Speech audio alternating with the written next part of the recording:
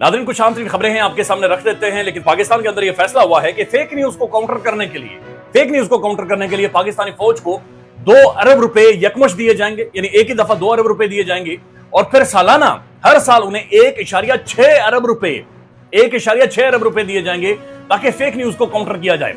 Fake news आती कहां से है, ये झूठ कौन बोलता है, फ्रॉड कौन करता है, या इससे पहले इस फेक न्यूज को काउंटर कौन करता था, कौन था जो रियासत के लिए या रियासत के तौर पर खड़ा होता था, रियासत के चेहरों के तौर पर सामने आता था और फेक न्यूज की धज्जियां उड़ाकर रख देता था, उस पर बातचीत करते हैं। लेकिन सबसे पहले ये नुसरत जावेद साहब को सुन लें। ये पाकिस्तानी मीडिया जो गढ़ है असल में फेक न्यूज का, या पाकिस्तानी हुकूमत जो फेक न्यूज फैलाती है, इनके बारे में उनका क्या तर्जुमा या तशरीह उन्होंने की है, ये नुसरत जावेद साहब को सुन। पाकिस्तान का मीडिया जो है गुलाम मीडिया है, वो 2 साल से पागल हो गया है। कभी कैदी नंबर 804, कभी बानी तहरीक इंसाफ, कभी साबिक वजीर आजम, कभी अडियाला के बासी, कभी जमान पाक के रिहायशी। तुम जो खुद मीटिंग करते हो तो 145 मरतबा उन्होंने पीटीआई के बानी चेयरमैन इमरान खान साहब समेत, जब तुम ये लिख कर और इसको पढ़े भी इरफान सिद्दीकी साहब और दूसरा जावेद के बानी तहरीक इंसाफ, तो मुझे सुनने वाला अगर ये ना कहे कि ये हुकूमत का बिकाऊ है, इनका टाउट है, तो क्या कहे? वो क्यों मेरी बात सुने? इतना आजाद परिंदा है ये। नाज़रीन, ये एक्सप्रेस ट्रिब्यून की खबर है और ये खबर ये है कि 2 अरब रुपए to fight against the fake news, और ये फौज को दिए जाएंगे और ISPR ज़ाहिर है इसके ऊपर कामकाज करेंगे और फेक न्यूज को काउंटर करेंगे। इमरान रियाज खान साहब ने इसके ऊपर ट्वीट किया है कि Pakistanis were doing this for free. Pakistanis पहले ये मुफ्त करते थे, but the establishment made wrong decisions and stood against the will of the majority. लेकिन एस्टेब्लिशमेंट ने गलत फैसला किया और वो मेजॉरिटी के खिलाफ आकर खड़ी हो गई। लिहाजा आज आपको इदारों की जरूरत है, पैसों की जरूरत है, फंड्स की जरूरत है, मजीद लोगों की जरूरत है, शख्सियात की जरूरत है, कवानीन की, अथॉरिटीज की, अलग से इदारे, उनके सेक्रेटेरिएट, ये सब बनाने की जरूरत है। पाकिस्तान के अंदर एक सवाल हमेशा से, या जो अब मजीद उठना शुरू हो गया है पाकिस्तान के अंदर, कि पाकिस्तान की वो तमाम तर आवाजें जिनका इंपैक्ट था, वो तमाम तर लोग, शख्सियात जिनका दहाइयों के ऊपर मबनी एक तजुर्बा था, जिन्हें लोग जानते थे, जिनके एक जुमले का पाकिस्तान के अंदर असर होता था, जो रियासत मुखालिफ नैरेटिव के सामने दीवार बनकर खड़े हो जाते, बल्कि उसकी धज्जियां उड़ाकर रख देते थे।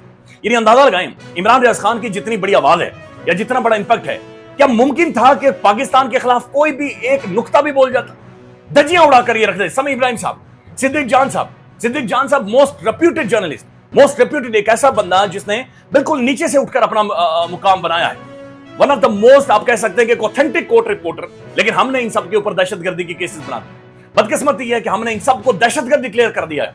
यानी वो आवाजें जिनका इंपैक्ट था, वो आवाजें जो जाली खबरों या फेक न्यूज या नैरेटिव को बिल्कुल तहस नहस कर देती थी, हमने उन सबको वल्नरेबल कर दिया। अरशद शरीफ साहब की एक मिसाल ले लें। अरशद शरीफ से ज्यादा ज़हीन, पढ़ा लिखा, इन्वेस्टिगेटिव जर्नलिस्ट क्या हमारे पास अब सदियों तक आएगा? ये एक सवाल है जो अपनी जगह पर मौजूद है। अरशद शरीफ जैसे लोग एकदम से नहीं पैदा होते, ये सदियों बाद जाकर किसी मुल्क की खुशकिस्मती होती है कि वहां पर पैदा होते हैं और फिर इस मुकाम पर पहुंचते हैं कि वो रियासत का एक एसेट होते हैं, एक असासा होते हैं। लेकिन अरशद साहब के ऊपर भी पाकिस्तान में 16 मुकदमात, 18 मुकदमात, 16 शहरों में, 20 शहरों में, और अरशद साहब जैसे नौजवान को भी पाकिस्तान से बाहर जाना पड़ा। अंदाजा लगा ले, यकीन माने आज फिर महसूस होता है हमें बतौर रियासत इमरान रियाज खान साहब की जरूरत है, हमें समी इब्राहिम साहब की जरूरत है, हमें सिद्दीक जान साहब जैसे नौजवानों की, ऐसे लोगों की जरूरत है, हमें siyaset.pk जैसे प्लेटफॉर्म्स की जरूरत है जो वाकईतन एक जाली खबर, एक फेक न्यूज को काउंटर कर सके, जो एक नैरेटिव जो रियासत मुखालिफ होता है उसे काउंटर कर सके। हम शायद जाती अपनी आना या जाती झगड़े या मामला से निकल आएंगे, लेकिन ये रियासत के एसेट्स हैं, ये रियासत का एहसासा है और हम सबको इनकी जरूरत है। बहरहाल आगे बढ़ते हैं और मरीम साहबा का जो हैंडशेक हुआ है उसके ऊपर अभी तक बहुत सारे तबसरे और तजिए जारी हैं। नासिर मदनी साहब की गुफ्तगू है और वो ये कहते हैं कि मैं मरियम के हक में बोलूंगा, अवाम नहीं छोड़ेगी, उनके खिलाफ बोलूंगा, ये मुझे नहीं छोड़ेंगे। ये इनकी बेबसी सुन लें। ते साडी मरियम चैना जाके चैनियां नाल इंज करके सलाम लिया। वाह वाह वाह। नासिर मदनी ते अल्लाह माफ करे विच घर फसिया। जे मैं मरियम दी मैत करा तां भी मरिया, जे ना करा तां भी मर। जे मैत करा ते मैनू अवाम नहीं छड़ना, जे ना करा ते मैनू उन्हां नहीं छड़ना। मैं ते विच घर फसिया वा। पुत्र बैठ जा तू उन्हें शिकायत लाउन चलना है।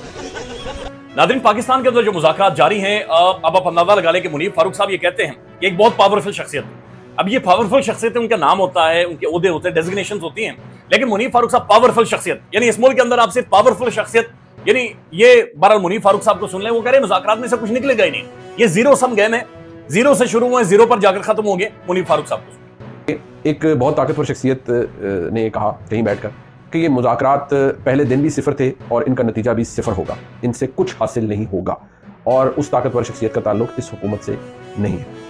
یہ نتیجہ مذاکرات صفر ہے اور ان کا نتیجہ بھی صفر ہوگا۔ تو کسی نے ان سے پوچھا کہ اچھا ایسا ہے تو پھر کیا تمام لوگوں کو آن بورڈ لیا ہوا ہے حکومت نے؟